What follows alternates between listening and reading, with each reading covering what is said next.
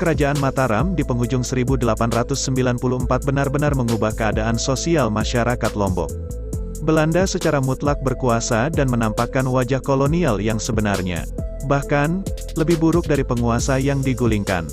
Sejak itu, perlawanan kelompok petani terus meletus bersama munculnya sosok-sosok Ratu Adil dalam wajah sejumlah tokoh. Mereka hadir dan membangkitkan semangat para petani untuk melawan sistem kolonial dan para bangsawan tuan tanah yang menjadi kaki tangan Belanda. Di video berikut ini kita akan bercerita tentang fenomena datu-datuan dan perlawanan pada petani di Lombok melawan Belanda.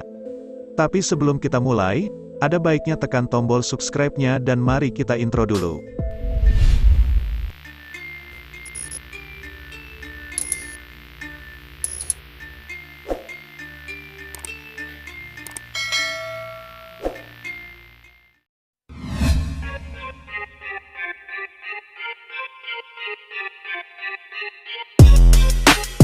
Tiga tahun setelah memenangkan perang, Belanda mampu mengukuhkan kekuasaannya atas seluruh wilayah di Pulau Lombok. Mereka berhasil memulihkan keadaan setelah mengambil alih kekuasaan dari dinasti Mataram. Namun, Belanda yang awalnya diharap sebagai pembebas, justru menampilkan watak kolonial yang sebenarnya. Mereka melakukan penghisapan jauh lebih kejam dari kerajaan yang digulingkan. Alhasil, masyarakat Sasak Jajar Karang dan Sudra Bali sebagai mayoritas semakin menderita. Belanda hanya membagi kue kekuasaan kepada sejumlah bangsawan Bali dan Sasak. Selebihnya, masyarakat bawah semakin menderita, mereka menjadi objek penjajahan berlapis, baik oleh Belanda dan para bangsawan yang menjadi kaki tangan kolonial. Sebagai contoh, Landrente Monografi West Lombok tahun 1938 menyebut, di Lombok Barat terdapat sekitar 18.000 hektar sawah. Dari jumlah itu, 3 keluarga bangsawan Bali bisa menguasai hingga 9% persawahan. Hal serupa juga terjadi di Lombok Tengah dan Lombok Timur, di mana para perwangsa Sasak menguasai sebagian besar tanah garapan. Terpusatnya kepemilikan tanah pada segelintir kelompok membuat para petani semakin menderita, terlebih dengan penetapan ragam pajak yang dibebankan Belanda kepada para petani. Dalam kondisi demikian, para petani dan kelompok pekerja sebagai pihak yang kalah terus berupaya melawan. Tapi apalah daya para petani, mereka hanya sekelompok sudra agrari yang hanya pandai bercocok tanam. Sedangkan para bangsawan bekas pemimpin mereka di zaman perang dulu telah nyaman sebagai bagian dari pemerintah kolonial. Dalam kondisi ini, hayalan akan datangnya juru selamat atau Mesias pembebas kaum tertindas semakin dinantikan.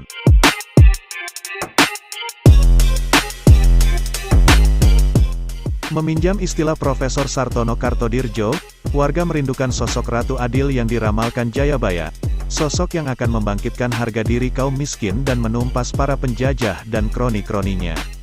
Harapan ini adalah salah satu bentuk perlawanan petani di masa penjajahan yang hampir merata di Indonesia.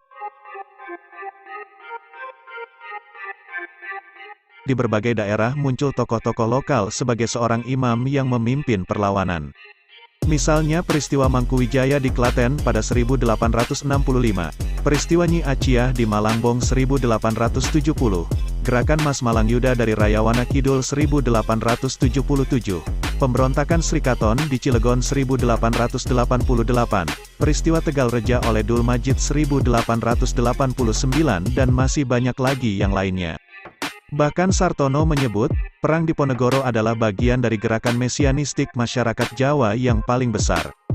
Karisma Pangeran Diponegoro yang dianggap sebagai Ratu Adil yang telah dijanjikan mampu membangkitkan perlawanan. Sementara itu di Lombok, Alphonse van der Kraan mencatat gerakan ini sebagai lahirnya fenomena datu-datuan. Yakni, lahirnya sejumlah figur lokal atau guru di kalangan masyarakat Bali dan Sasak Lombok.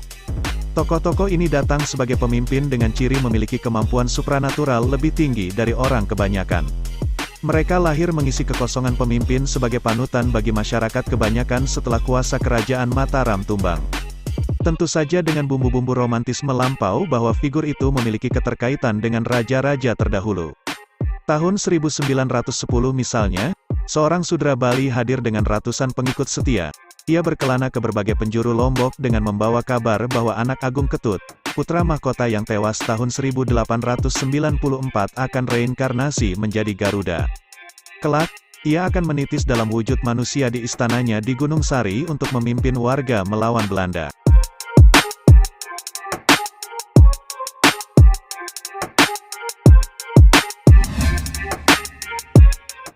Sementara di Sakra tahun 1920, muncul seorang tokoh yang mengaku sebagai utusan Dewi Anjani. Di sini ia lekas populer di kalangan petani yang butuh patron politik dan spiritual. Sementara itu di Jonggat tahun 1927, muncul seorang pria yang mengaku sebagai Datu Jayengrana, yaitu tokoh mitologi dalam lakon wayang Menak Sasak. Dalam wujud pria parobaya yang pincang, Datu Jayengrana berhasil menghimpun banyak pengikut berkat kemampuan spiritual dan retorikanya tentang zaman keemasan yang telah dijanjikan. Selain mereka, banyak lagi figur lain yang mampu mengumpulkan massa dan membuat wibawa pemerintah kolonial meredup. Dari semua sosok Datu di zaman itu, yang paling fenomenal adalah Guru Dana. Laporan Asisten Residen Lombok tahun 1908 menyebut, Guru Dana merupakan anak dari warga Sasak kebanyakan di Kuripan, Lombok Barat. Lahir sekitar tahun 1870, Guru Dana muda memiliki kecakapan sebagai seorang pengajar dan penutur yang baik, dia diyakini memiliki kemampuan mengobati. Karena itu, sejak belia dia berkeliling dari satu desa ke desa yang lain menyebarkan ajarannya.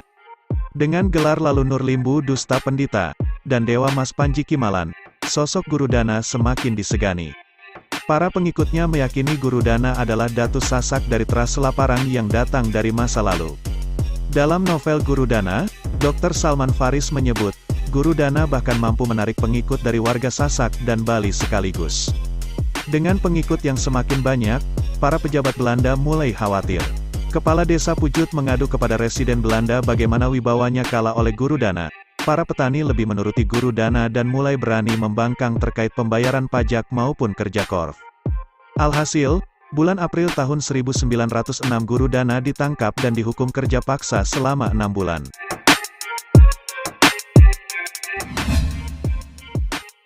Setelah bebas pada Oktober tahun 1906, Guru Dana akhirnya pindah dari Pujut ke Tempos, Lombok Barat.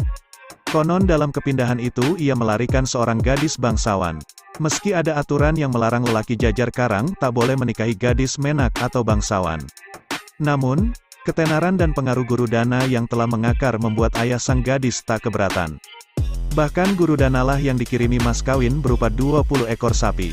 Dan demikian di tempat yang baru ini pengaruh Guru Dana semakin luas, pengikutnya semakin banyak dan membuat Belanda dan kroni-kroninya kalah pamor. Namun, hal ini kembali membuatnya harus berurusan dengan penguasa, serangkaian tuduhan kepadanya mulai dilontarkan. Terakhir ia dituduh melakukan penipuan dan dijatuhi hukuman kerja paksa selama setahun. Awalnya Guru Dana mendapat hukuman kerja paksa di Taman Narmada. Namun kabar soal kehadirannya di Narmada menyebar ke berbagai penjuru yang membuat para pengikutnya terus berdatangan. Alhasil ia dipindahkan ke penjara di Mataram.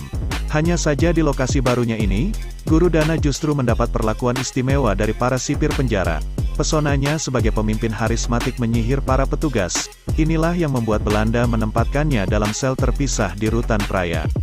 Sebenarnya, Februari tahun 1908 masa hukuman Guru Dana sudah habis. Namun luasnya pengaruh Dana membuat Belanda mencari-cari alasan agar ia bisa ditahan lebih lama dan dibuang keluar Lombok. Dana adalah seorang yang bertingkah laku seperti orang gila walaupun sebenarnya ia tidak gila. Ia adalah seorang fanatik yang berbahaya. Ia bahkan lebih berbahaya karena di sini ia mempunyai segolongan pengikut yang patuh dan sangat mudah digerakkan untuk melakukan semua jenis kejahatan, kata Asisten Residen Kalf dalam laporannya terkait Guru Dana pada tanggal 23 September tahun 1908.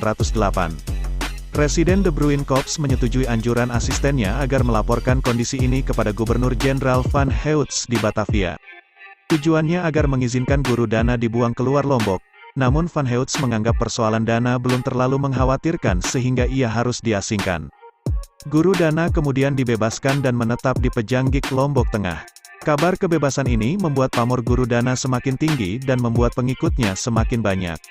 Terlebih di tahun 1910, desus berkembang bahwa Dana akan memimpin warga untuk perang melawan kompeni atau para penjajah.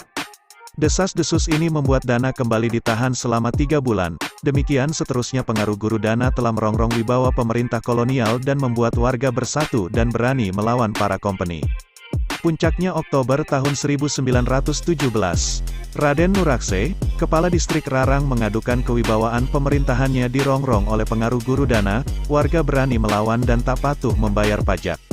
Atas aduan ini, Pada tanggal 25 Oktober tahun 1917 sekitar 50 orang polisi mengepung rumah Guru Dana di Anjani. Ia ditangkap bersama 30 pengikutnya dan ditahan di Mataram. Dari sini kemudian Guru Dana dibawa menggunakan kapal untuk diasingkan ke Buleleng, Bali. Setelah Guru Dana pergi, sejumlah guru-guru lainnya lahir di berbagai tempat hingga zaman kemerdekaan. Mereka menjadi patron para petani untuk melakukan perlawanan. Kelak kepulangan para pelajar Lombok yang menimba ilmu dari Mekah sedikit mengubah warna figur para guru ini. Mereka bermetamorfosa dalam warna Islam menjadi tuan guru, seperti halnya para guru-guru terdahulu yang dimana para tuan guru menjadi pemimpin perlawanan para petani dan rakyat kebanyakan. Memang hampir tak ada perang yang dimenangkan para petani Lombok tersebut melawan Belanda dan kaki tangannya. Mereka melawan dan terus ditumbangkan. Tapi dalam hening lirik lagu Sasak, Tegining Teganang merawat semangat perlawanan para petani Lombok pada para penguasa yang zalim. Mereka memang tak menang, namun setidaknya mereka pernah melawan, sebaik-baiknya dan sekuat-kuatnya. Itulah tadi sejarah fenomena datu-datuan dan perlawanan para petani Lombok melawan para kompeni atau penjajah. Dengan mendengar cerita ini, kita bisa tahu gigihnya perjuangan para pendahulu kita demi mempertahankan bumi Pak Erniki, dan demi kelangsungan hidup anak cucunya di masa depan kelak.